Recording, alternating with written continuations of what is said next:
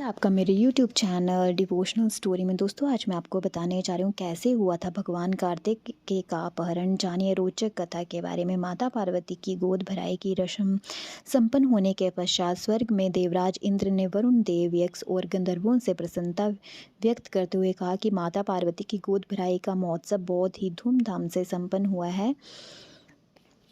इसके पश्चात पार्वती स्वर्ग में देवराज इंद्र ने वरुण देव, यक्ष और गंधर्वों से प्रसन्नता व्यक्त करते हुए कहा कि माता पार्वती की गोद भराई का महोत्सव बहुत ही धूमधाम से संपन्न हुआ है। परंतु साथ ही इंद्रदेव ने चिंता व्यक्त की कि ताड़कासुर ने अनेक बार माता पार्वती के वध का प्रयास कर चुका है और अब तो उसके इस प्रकार के प्रयास निरंतर होंगे, क्योंकि माता पार्वती की गर्भ से उनका काल जन्म लेने वाला ये महादेव और पार्वती पुत्र कार्तिकेय के जन्म का समय था।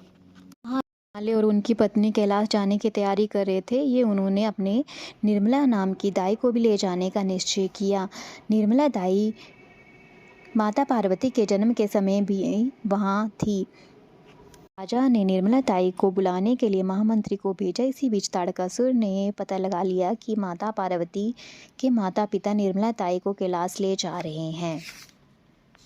महामंत्री के बुलाने से पूर्व ताड़कासुर निर्मला ताई की कुटिया में पहुंचा और उनका वध कर स्वयं उनका रूप धारण कर लिया और उनका वध करके उनके साथ निर्मला ताई के रूप में कैलाश पहुंच गया और दाई के रूप में ताड़कासुर कैलाश पहुंच गया और बच्चे का जन्म होते ही ताड़कासुर ने उसे गोद में उठाते हुए माता पार्वती को आराम करने के लिए कहा। जैसे ही माता पार्वती निद्रा की स्थिति में आई तो निर्मला दाई के रूप में धारण किया हुआ ताड़कासुर उनके कक्ष से शिशु को लेकर अदृश्य हो गए। कुछ समय जब माता पार्वती नींद से जागी, शिशु को वहां न देख चिंतित हो उठी। माता पार्वती समझ गई कि उनके पुत्र को ताड़कासुर ही ले गया है। उन्होंने घोषणा की, अगर मेरा पुत्र नहीं मिला तो उन्होंने कि मैं संपूर्ण सृष्टि का विनाश अपने क्रोधाग्नि से भस्म कर दूंगी। माता पार्वती अपने क्रोधाग्नि में भस्म करने को कहा। माता पार्वती को इतना विचलित देख भगवान ब्रह्मा और भगवान विष्णु कैलाश पधारे और भगवान विष्णु जी ने माता पार्वती जी से कहा, आप चिंतित ना हो।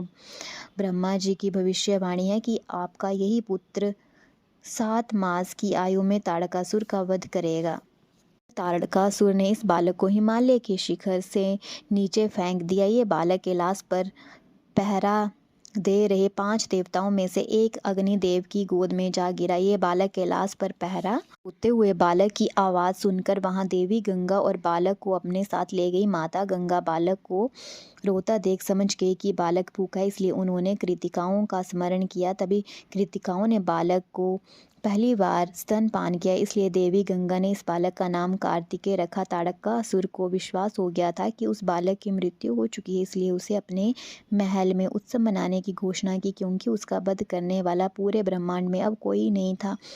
उधर देव की भेंट इंद्रदेव से हुई। तब देवराज ने इस घटना की जानकारी अग्निदेव को दी। तब अग्निदेव ने बताया कि बालक उनकी गोद में आकर गिरा था। दूसरी ओर बालक की खोज कर रहे वीरभद्र की देवी गंगा से हुई और वीरभद्र ने पूरी स्थिति के विषय में माता गंगा को सूचना दी। उसी क्षण इंद्रदेव, अग्निदेव भी वहां पहुंच गए और इस बालक का बताते हुए कि ये देवी गंगा की बहन पार्वती का पुत्र है।